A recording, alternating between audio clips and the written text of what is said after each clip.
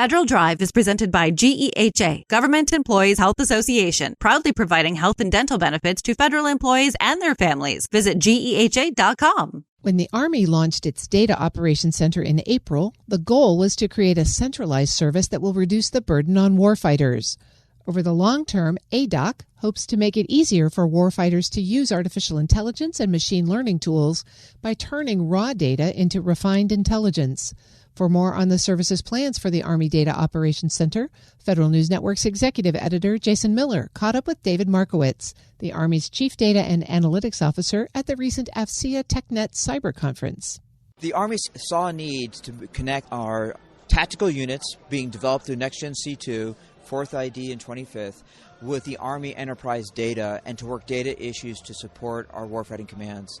And so organizationally, we wanted a place where people could go and call for, like, I need help to get either an application going or a network, as opposed to our tactical units having to fish around. So under Army Cyber Command, they've set up a it's an experiment. The expert identifies that Army Cyber will try it out, but it's coming back to Army leadership for evaluation.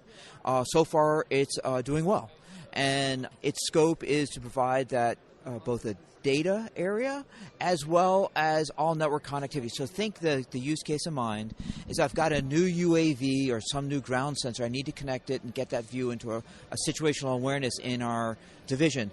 Units just go out there. Who do they call? They call the Army Data Operations Center. They help you with the technology, the API, the firewall, the data, the integration, all in one shop. They may not do it themselves, but they are the link back to the institutional Army to help them forward. So the Army's been playing with the idea of operational data teams, and this is now a hub that will provide the grease and the organizational structure and leadership to make that happen. Because it's Army Cyber, it's because obviously you got to keep the data secure. Is that why it's coming through Army Cyber, or is it just that's where it kind of ended up? It's a great question. In the Army, we've kind of wondered, where is that back-end support to have it? So the Army's gone through the our transformation initiatives of aligning, FORCECOM no longer exists. It's now Western Hemisphere Command. So where is that back-end that provides that support? We wanted an operational command as opposed to the acquisition community to actually run it because it would be in tune with the operational needs. And so Army Cyber, because they run NetCom, part of the move is to get the Army Enterprise Cloud Management Office, so they'll have the cloud activities, to move some view of the gate or the internet connection. So it's as Army Cyber has full operational control of the network, how to move them up the technology stack, so they've got both applications and data, so our soldiers don't have to fish around for who's the right person in the Army. They've got one group to go to. The goal here, as you said, is to make it easier for warfighters, soldiers to hey, we have an idea, we need some help, where do we start? And then they may come back to you and say, hey, we need some cloud instances. And they may come back to a different part of the Army CIO's office for some development, some DevSecOps pipeline. So give me a sense of, is there since this is just fairly new, is there an example you can think of that's already kind of went through this process already? So probably not coming back to the CIO. They've got a lot of Army commands, and the Army's a lot of greater things happening throughout the entire Army. We want the ADOC to be to leverage forward. So some of the existing ones that have come from 4th ID and 25th that have gone through this process, the Army Data Operations Center, are asking for things like, where do I get predictive weather information? Sometimes that's the Air Force, sometimes the G2, but the unit needs that for weather prediction.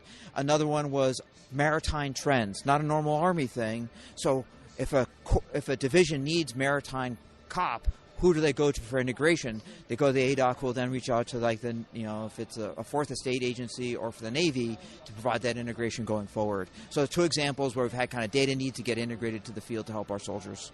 And from a data perspective, are there things your office is doing to make sure that data is cleaned up, is available?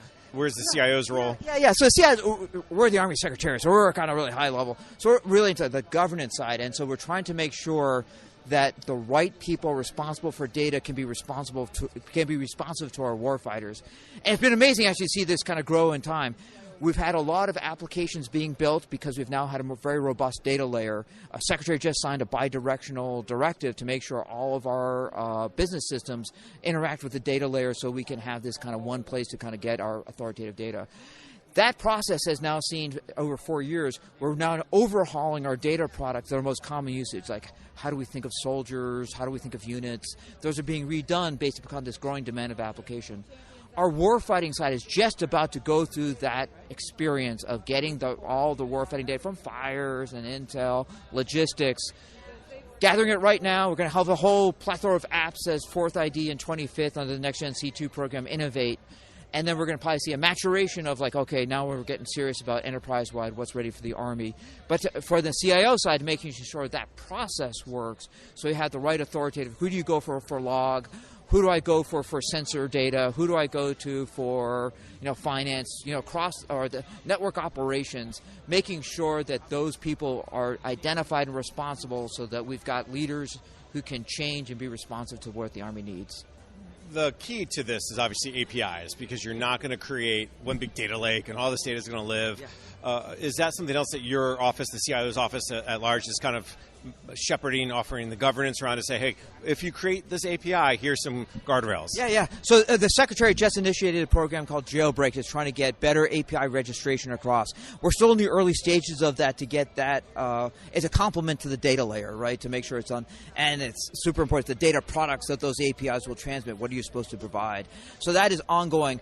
From an enterprise level, we want to make sure there's a catalog that they get registered with, and industry can see it, and our own soldiers can see it, our civilians can see it. So we're in the early process to at least mandate that everyone's, if you're going to come play with the Army, those APIs have to be exposed and shared. And so that's our early stages to making sure that it builds our environment. You mentioned the memo and business systems. Yeah. Can you just give me a high level, that's the idea is to make sure that commands and others have access to that data, or what's the goal of that kind of the call for integration, if you will? Yeah, so for two parts. Most pressing is the war. So Operation Epic Fury has identified issues with some of our legacy business applications. Some of them just don't have the business processes to support modern warfare, like logistics. And so, the G4 and the logistics community want to dramatically overhaul how they've been doing. They've found great success using a data layer and applications going from it, both from the Army Material Command, has some wonderful applications. The G4 has been pioneering some activity, and we've seen new exposure of areas of business ops like ammunition handling, ammunition distribution, awareness, that need to be overhauled. So we think the fastest way to do that is to get a data layer with bidirectional to some of our legacy systems. Sometimes contractually a little difficult. How do you have non-person entities make transactional activities with a traditional ERP?